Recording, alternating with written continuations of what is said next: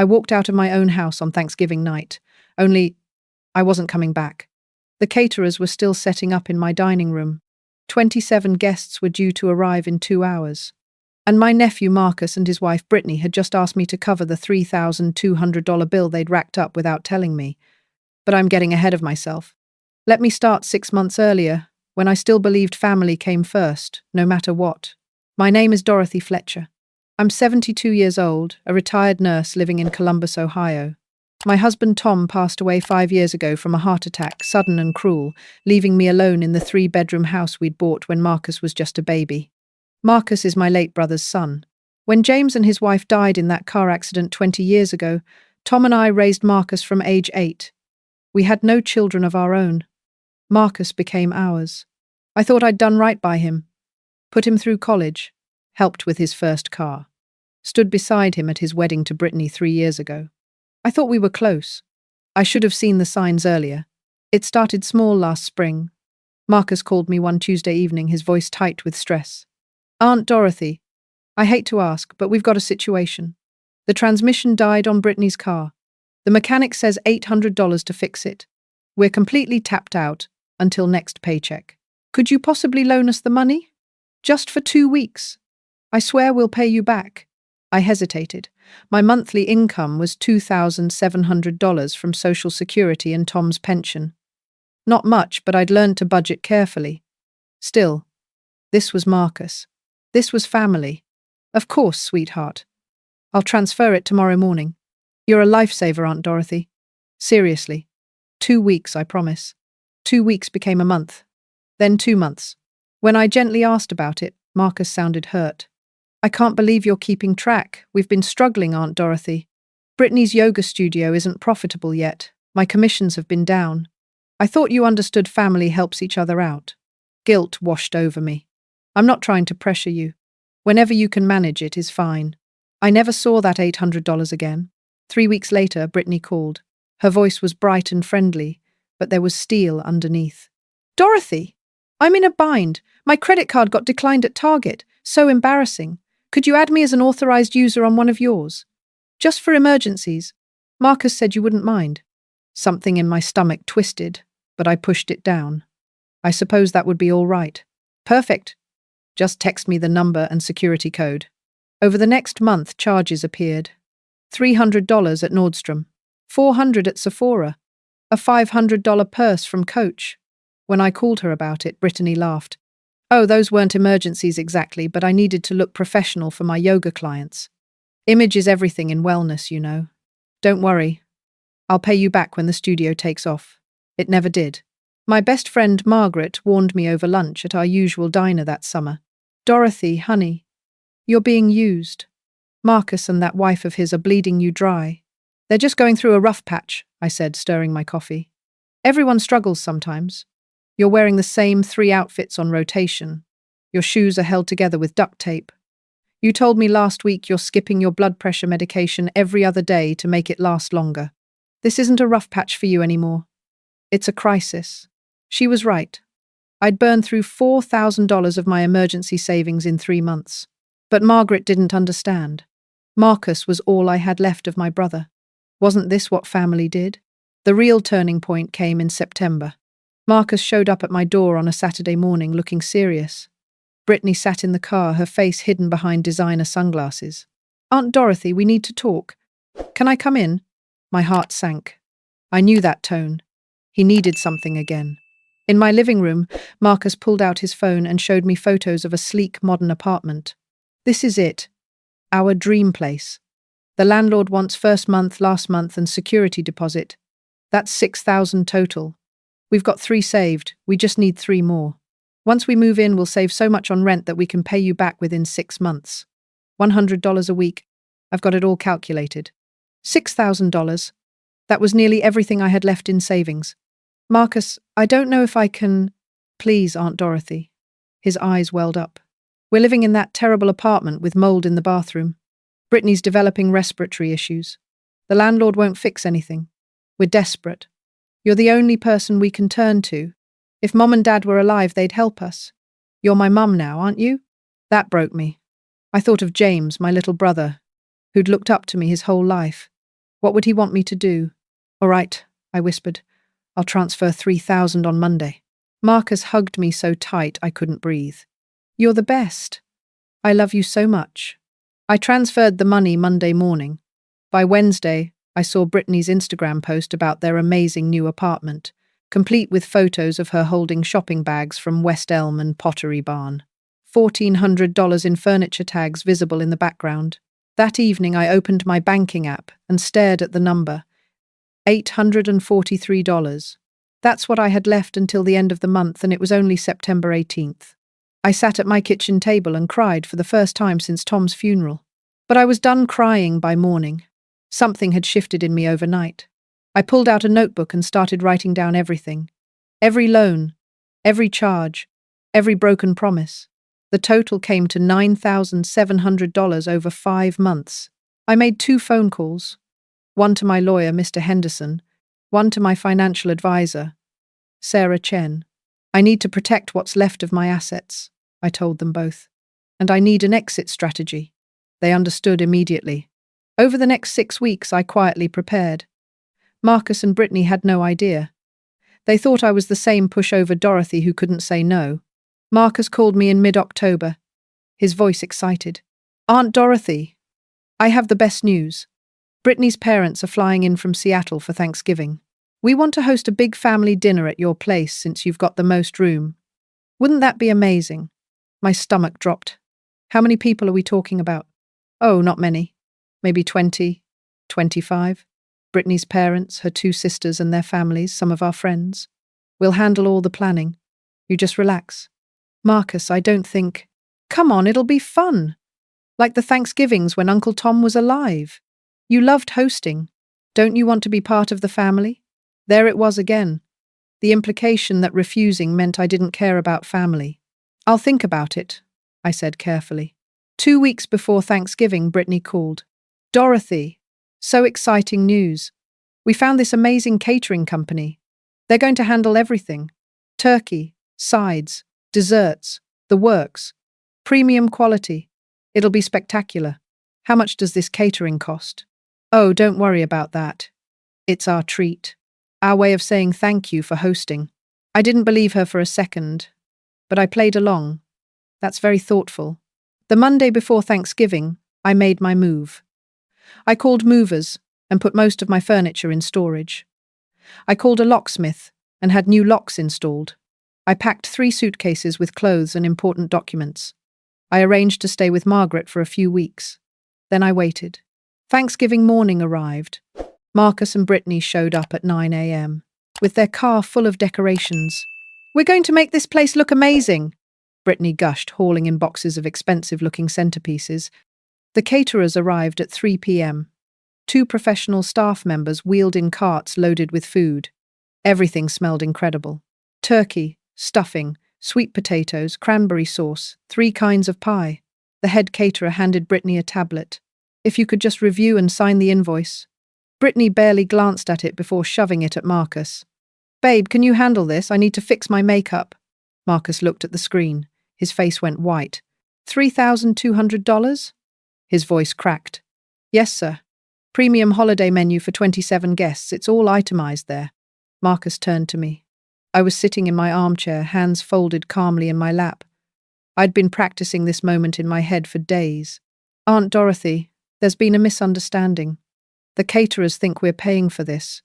But Brittany said it was our treat to you. We don't have $3,000. Our credit cards are maxed out. I looked at him steadily. I didn't order the catering. You did. But we can't pay for it. We thought you were covering it. The caterer cleared his throat.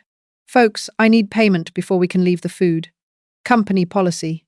Brittany emerged from the bathroom, her lipstick perfect. What's going on? They want payment, Marcus said desperately. $3,000. Aunt Dorothy, please. You have to help us. The guests will be here in 2 hours. Brittany's parents are coming. We can't have Thanksgiving without food, please. We'll pay you back. 6 months, I swear. $150 a week. I stood up slowly. My knees ached, but I felt stronger than I had in months. No. The word hung in the air like a thunderclap. What? Brittany's voice went shrill. I said no. I will not be giving you any more money. Not $3,000, not 300, not 30, not 3 cents. I'm done.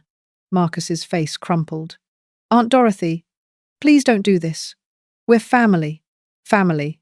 I let the word sit there. Family has taken $9,700 from me in 5 months. Family has left me wearing shoes with holes in them while you post Instagram photos of designer purses. Family has made me skip medications so I could afford groceries. That's what you've called family. We were going to pay you back, Marcus protested. When? You've never paid back a single dollar. You've never even asked how I was doing. When's the last time you called me just to talk? Not to ask for money, just to see how your old aunt was managing alone. Brittany stepped forward, her face twisted with anger. This is unbelievable. After everything we've done for you, we include you in our lives. We invite you to things. And this is how you repay us? By humiliating us in front of caterers? Something in me snapped. Get out of my house. What? Brittany's eyes went wide. I said, get out. Both of you. Right now. The caterers had already begun quietly packing their food back into containers. They'd clearly seen this kind of drama before. Aunt Dorothy, you can't be serious, Marcus said. Where are we supposed to go? Brittany's parents are on their way here. That sounds like your problem, not mine. But we live here, Brittany shrieked. Half our stuff is in your garage. No, you don't live here. You've stored some items here without asking. You have 48 hours to remove them. After that, anything left will be donated to Goodwill. I walked to my bedroom and picked up my purse and one small suitcase I'd hidden in the closet. What are you doing? Marcus followed me. I'm leaving. I'm going to spend Thanksgiving with people who actually care about me. Margaret invited me weeks ago and I accepted. You can't just leave. Watch me. I walked toward the door. Marcus grabbed my arm. Aunt Dorothy, please, I'm begging you, we'll figure out the money somehow. Just don't leave, don't abandon us. I looked at his hand on my arm, then into his eyes. You abandoned me the moment you decided I was only worth what I could give you. Let go of me. He released my arm like it burned him. I walked outside. My Uber was already waiting at the curb. I'd scheduled it an hour ago. As I got into the car, I heard Brittany screaming at Marcus. This is your fault. Your stupid aunt just ruined everything. What are we supposed to tell my parents? How are we going to feed 27 people? I closed the door and told the driver, let's go. As we pulled away, I looked back once. Marcus was standing in my driveway, his phone to his ear, probably calling his friends to cancel. Brittany was gesturing wildly, still screaming. I felt nothing but relief. Margaret greeted me at her door with a hug and a glass of wine. I'm so proud of you, she whispered. That Thanksgiving, I ate turkey with Margaret and her daughter's family. Real family. People who'd been checking on me, inviting me to things, caring about my well-being without expecting anything in return. My phone buzzed constantly. 17 calls from Marcus, 8 from Brittany. Texts ranged from pleading to angry to threatening. I blocked both numbers. 3 days later, Marcus and Brittany showed up at my house to find new locks and a notice taped to the door. I'd had my lawyer draft it. It informed them they had 24 hours left to collect their belongings, and the collection would be supervised by my lawyer's paralegal. No contact with me directly. They complied. According to Mr. Henderson, Brittany cried and Marcus begged him to talk to me. He refused. A week passed. Then another. I spent time with Margaret. I joined a book club. I started going to water aerobics at the community centre. I bought myself new shoes, good ones, and a winter coat that actually kept me warm. I felt lighter than I had in years. Then, 3 weeks before Christmas, my doorbell rang. I opened it cautiously. Margaret was with me, just in case. Marcus stood there alone. No Brittany. He looked terrible. Thinner. Older somehow. His eyes were red. Aunt Dorothy, please, can I just talk to you for 5 minutes? Margaret started to close the door, but I stopped her. 5 minutes. Margaret stays. We sat in my living room. Marcus perched on the edge of the couch, wringing his hands. Brittany left me. I said nothing. 2 weeks ago. She found some tech entrepreneur on a dating app for successful people. Turns out she'd been seeing him for a month. She said I was a loser who couldn't provide the lifestyle she deserved. She took half the furniture and cleaned out our joint checking account. I'm broke. I had to move back to that old apartment. Still, I said nothing. I've been doing a lot of thinking. About what you said. About how I treated you. His voice cracked. You were right. About all of it. I didn't care about you. I only cared about what you could give me. And I'm so, so sorry. Why are you here, Marcus? I want to make it right. I got a second job doing overnight security. I can pay you back. It'll take me years, but I can do $50 a week to start. I have a payment plan written out. He pulled out a folded piece of paper. And I don't expect you to forgive me right away. Or maybe ever. But I need you to know that I finally understand. What I did was wrong. What we did. I used you. I watched Brittany use you. And I made excuses because it was easier than being a man. I took the paper. He'd done the math. $50 a week for the next 3.5 years would pay back $9,700. What do you want from me? I asked quietly. I don't want anything. I want to give. For once in my life, I want to be the person my dad raised me to be. The person you and Uncle Tom tried to teach me to be. Tears rolled down his cheeks. I'm not asking to be let back into your life. I know I don't deserve that. I just wanted you to know that I'm trying to be better. That's all. He stood up to leave. Marcus. He turned back. $50 a week is accepted. Direct deposit to this account. I wrote my banking information on the back of his payment plan. If you miss 2 payments in a row, the agreement is void and I pursue legal action. Understood? Yes. Absolutely. And Marcus? If you want to be in my life again, it won't be quick. It won't be easy. You'll have to prove, over time, that you've changed. That means showing up. Not just with money. With presence. With care. With interest in my life. Not just your own needs. I will. I promise I will. We'll see. He left. Margaret turned to me after the door closed. You think he means it? I don't know. But I've learned something these past few months. I can't control what other people do. I can only control what I accept. And I'm done accepting less than I deserve. Amen to that. That was 2 months ago. Marcus has made every payment. He calls me once a week just to talk.